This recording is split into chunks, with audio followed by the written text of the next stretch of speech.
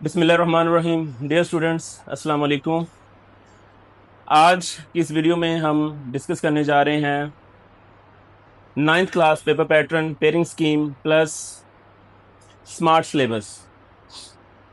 ये पॉइंट्स मैंने एक साइड पर बना दिए हैं। पेयरिंग स्कीम, पेपर पैटर्न और स्मार्ट सिलेबस इस वीडियो में हम डिस्कस करेंगे। So let's start with the smart syllabus first.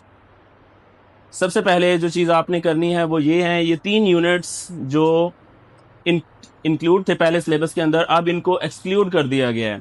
Unit number 5, unit number 8, unit number 10। All these 3 units, nothing to do with all these 3 units. इनमें से कुछ भी नहीं आएगा आपको, कोई MCQs, short questions, translation, nothing. तो आप ये समझें कि ये यूनिट्स आपके सिलेबस में मौजूद ही नहीं है। So let's start with the pairing scheme and paper pattern. Paper pattern और पेयरिंग स्कीम क्या होगी आपके पेपर की? तो सबसे पहले क्या है, ये पेपर आपका इंग्लिश है, class 9th। Total marks as you know 75 marks हैं और इसके लिए जो टाइम अलाउड वो है 2 आवर 30 मिनट्स। सो इसके 2 सेक्शंस में इसको डिवाइड किया गया है, section 1 and section 2। Section 1 objective type और सेक्शन 2 जो है वो सब्जेक्टिव टाइप है।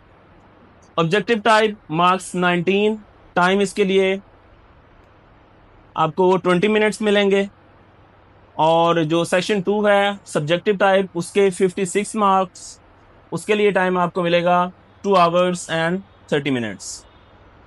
सो ऑब्जेक्टिव टाइप की तरफ आते हैं हम। सबसे पहले जो आपको पहले मिलेगा पेपर, ऑब्जेक्टिव टाइप में question 1 is a multiple choice question. Multiple choice question 19 marks उसके हैं and it is डिवेल्ड from the book text book grammar and composition. Means आपकी जो दोनों बुक्स हैं, टेक्स्ट बुक और ग्रामर एंड कंपोजिशन, वो दोनों में से मिक्स ये 19 एमसीक्यूज होंगे जो 4 पार्ट्स पे डिवाइड होगा, A B C and D. So सबसे पहले ए पार्ट क्या होगा जी, choose the correct form of verb. पहले 5 MCQs correct form of verb जो कि आपको ग्रामर एंड कंपोजिशन में से आएंगे। जो टेंसेज आप बच्चे याद करते हैं, टेंसेज पढ़ते हैं ट्रांसलेशन के लिए भी और उसके अलावा एक्टिव पैसिव के लिए भी, ये उनमें से 5 फॉर्म ऑफ वर्ब्स आएंगे। आपने ये याद भी किए हुए हैं डेफिनेटली। और नेक्स्ट इसका बी पार्ट जो है, choose the word with correct spellings. बहुत इजी, लेकिन इसके लिए पूरी बुक है आपकी टेक्स्ट बुक, तमाम चैप्टर्स एक्सक्लूडिंग दीज 3, यानी इनके अलावा बाकी के जो तमाम चैप्टर्स हैं वो उसमें से ये स्पेलिंग्स वर्ड्स आएंगे। उसकी बाइफिकेशन क्या है, बाइफिकेशन उसकी ये होगी कि unit number 1, 2, 3, 4 and 6 plus review 1 जो आपकी बुक्स में मौजूद है, 2 मार्क्स यानी कि 2 वर्ड्स इसमें से आएंगे। Then unit number 7, 9 and 11 plus review 2, इसमें से भी 2 मार्क्स। तो ये टोटल 4 मार्क्स के जो हैं आपके स्पेलिंग्स होंगे। C part, choose the correct meaning, synonyms, antonyms, ये भी 5 नंबर के होंगे। इसकी बाइफिकेशन देख लें आप कैसे होगी कि किन किन यूनिट्स में से कितने आएंगे। Unit number 1, 2, 3, 4 and 6 as above plus review 1, 2 marks. Unit number 7, 9, 11 plus review 2, 3 marks. तो जो मीनिंग्स हैं, एंटोनिम्स, सिनोनिम्स, ये 5 नंबर के आएंगे और ये इन तमाम चैप्टर्स में से इस डिवीजन के साथ आएंगे। इस तरह ये डिवाइड किए गए होंगे। और इसका 4th एंड डी पार्ट है, choose the correct option according to the grammar. Grammar आप बच्चे सब करते हैं, ग्रामर एंड कंपोजिशन में ये ज्यादा आप इसमें से क्वेश्चन करते हैं, प्लस इंग्लिश की जो टेक्स्ट बुक है उसमें से भी आप करते हैं एक्सरसाइजेज में, उसमें से भी 5 मार्क्स हैं। ये text book plus grammar and composition combined, ये दोनों में से 5 नंबर होंगे। तो टोटल ये क्वेश्चन नंबर 1 जो है ये 19 मार्क्स का है, डिवाइडेड इनटू 4 पार्ट्स। फर्स्ट जो मल्टीपल चॉइस में जो correct form of verb 5, correct spellings 4, synonyms, antonyms, meanings 5 और correct option according to grammar 5 marks. So next, let's move towards objective type. Objective type आपका जो paper है उसके लिए आपको 2 hours and 10 minutes दिए जाएंगे. मीन्स 20 मिनट्स जो आपको ऑब्जेक्टिव के लिए जो मिले हैं. जो नेक्स्ट जो आपके 2 hours and 10 minutes हैं वो आपके सब्जेक्टिव टाइप के लिए हैं, जिसमें क्वेश्चन 2 शॉर्ट क्वेश्चंस होंगे आपके. जो शॉर्ट क्वेश्चंस का एक आंसर ये आपने आंसर करने हैं. मीन्स इसके भी 2 पार्ट बनाए गए हैं, part 1 part 2. Part A B short answer questions. Part A में होगा any 3 out of 5 questions. Division भी लिख दी गई है. बाइफिकेशन है उसकी यूनिट नंबर 1 2 3 4 6 प्लस रिव्यू 1 उसमें से 3 क्वेश्चंस, और यूनिट नंबर 7 9 11 प्लस रिव्यू 2 उसमें से 2 क्वेश्चंस. तो ये टोटल 5 क्वेश्चंस पार्ट 1 में होंगे, जिसमें से आपने 3 करने होंगे. पार्ट बी जो है इसका शॉर्ट क्वेश्चंस का वो है एनी 1 out of 2 क्वेश्चंस. ये शॉर्ट नहीं, ये थोड़ा सा लॉन्ग आंसर देना है इसका आपको as compare to above mention questions. यानी ये आंसर आपका कोई 6 to 8 लाइन्स या 6 to 8 सेंटेंसेस में कंप्राइज होना चाहिए. और ये पार्ट जो आपको आता है ये प्ले में से है. 1 एक्ट प्ले जो आपके सिलेबस में फर्स्ट टाइम ऐड किया गया है. एनी 1 out of 2 क्वेश्चंस, इसमें से 2 सवाल आएंगे सिर्फ उस प्ले में से. वो यूनिट नंबर 11 है, रिव्यू है, वो सिर्फ प्ले है. तो इसमें से टोटल मीन्स 10 क्वेश्चंस 10 मार्क्स के क्वेश्चंस आएंगे.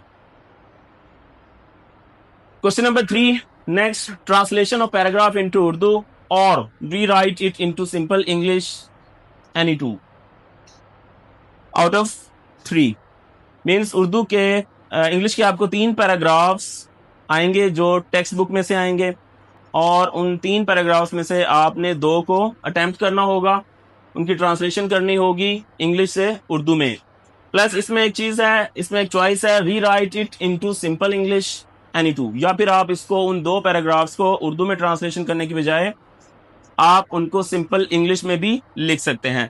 बट ये बच्चों के लिए थोड़ा सा डिफिकल्ट है कि दोबारा उसको इंग्लिश में ही कन्वर्ट करना है. तो most of the students go with the Urdu translation.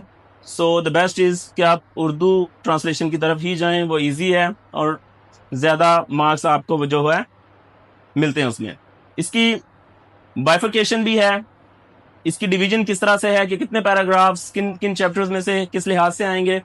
Unit number 1 2 3 6 4 and 6 इसमें से 2 पैराग्राफ्स आएंगे, जो एक डिवीजन बना दी गई है, थ्रू आउट चलती आ रही है. यूनिट नंबर 1 3 4 6 इसमें से 2 पैराग्राफ्स, और यूनिट नंबर 7 9 इसमें से 1 paragraph.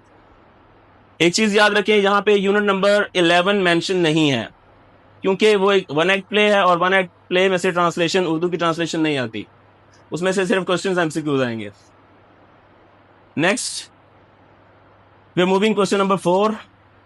Right down the summary of the poem और explain the stanza with reference to the context. इसमें भी चॉइस होती है इस क्वेश्चन में. क्वेश्चन नंबर 4 जो है वो समरी है.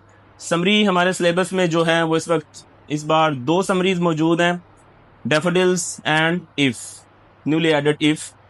तो उनमें से किसी एक की समरी आपसे पूछी जाएगी, और इसमें चॉइस है साथ आपके कि एक पोएम के अंदर से, किसी भी एक पोएम के अंदर से एक स्टैंजा भी आएगा, तो आप उसको एक्सप्लेन करेंगे with reference to the context, यानी जैसे तशरीह करते हैं आप अशार की. बट समरी चूँकि ज़्यादा इजी होती है और उसमें जो रेफरेंस टू द कॉन्टेक्स्ट है वो लेंथी है, टाइम कंज्यूमिंग है, और मोस्ट ऑफ द स्टूडेंट्स उसे डिफ़िकल्ट फील करते हैं. इसलिए ज़्यादा इजी है आपके लिए कि आप समरी के साथ जाएं. और एक और क्वेश्चन ऐड करते चलूँ यहाँ पे बच्चों की तरफ, जो मोस्टली आता है कि सर इन समरीज़ में से कौन सी ज़्यादा इंपॉर्टेंट है. 2 ही समरीज़ हैं सिर्फ, दोनों ही इंपॉर्टेंट हैं, इसलिए दोनों करें, अच्छे से करें, और तमाम स्टूडेंट्स इनको फोकस्ड होके करें. Question number 5, right any 5 out of 8 words phrases idioms. ये जो वर्ड सेंटेंसेस आप कहते हैं जिन्हें, वो कोई भी 5 वर्ड्स फ्रेज या इडियम्स हो सकते हैं जो आपने सेंटेंसेस में यूज करने हैं. उनकी बाइफिकेशन भी है. Unit number 1 2 3 4 6 plus review 1 3 words. Unit number 7, 9, 11 plus review two 5 words. तो यहाँ पे एक चीज नोट करें आपके यूनिट नंबर 7, 9 और 11 इसमें से 5 वर्ड्स हैं और ये 5 के 5 मींस आपका क्वेश्चन कंप्लीट कर सकते हैं जो चॉइस में आपने करने हैं। टोटल आपने 5 ही करने हैं, 5 आउट ऑफ 8, हर एक नंबर, तो 5 नंबर का ये क्वेश्चन है आपका। सो नेक्स्ट हम मूव करेंगे अब क्वेश्चन नंबर 6 की तरफ।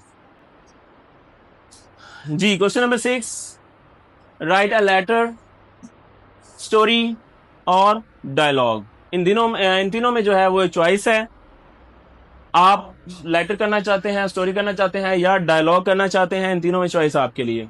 सो most of the students go with the latter because it is easier और ये आपको ज्यादा मार्क्स लेके देता है, इसका एक सिंपल सा एक पैटर्न होता है। सो choice is yours. Question number 7, read the passage and answer the questions given at the end. ये जी ये सबसे इजी और सबसे लव्ड क्वेश्चन है स्टूडेंट्स की तरफ से, जो एवरेज, बिलो एवरेज तमाम बच्चे बहुत कंफर्ट के साथ करते हैं। बहुत इजी ये सवाल होता है। एक पैसेज, एक पैराग्राफ दिया गया है, उस पैराग्राफ को आपने पढ़ना है वंस, ट्वाइस, थ्राइस, जितना भी आप उसे पढ़ना चाहें जब तक आपको वो समझ आ जाए। तो देन उसके एंड पे कुछ क्वेश्चंस दिए गए होते हैं, उनको आपने आंसर करना है और वो मोस्टली 5 क्वेश्चंस होते हैं। तो 2 नंबर का एक सवाल है, तो वो 10 मार्क्स का ये आपका क्वेश्चन है। नेक्स्ट क्वेश्चन नंबर 8 जो है वो है translate any 5 out of 8 sentences into English और write a paragraph in English on the given topic.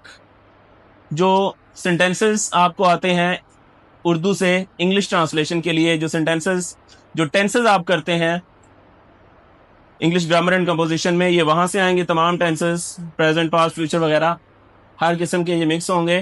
तो इसमें चॉइस भी है कि या 5 सेंटेंसेस कर लें, या तो वो 5 नंबर के हैं, या right a paragraph in English on the given topic. कोई एक टॉपिक आपको दे दिया जाएगा जिसपे आपने कोई 8 से 10 लाइंस जो है आपने वो लिखनी होंगी, लेकिन ये सिर्फ और सिर्फ इंग्लिश मीडियम स्टूडेंट्स के लिए चॉइस है। So last but not the least question is question number 9, change of voice. Change of voice जिसे हम एक्टिव पैसिव वॉइस कहते हैं, ये 5 नंबर का सवाल है। ये आपके पेपर का लास्ट क्वेश्चन है। तो इसमें 5 सेंटेंसेस आएंगे, इसमें कोई चॉइस नहीं होती। 5 सेंटेंसेस आएंगे and you need to solve all these 5, और इस तरह ये टोटल आपका ग्रैंड टोटल जो है वो बन जाता है 75 marks. So keep watching again, good luck to you all, अल्लाह हाफिज।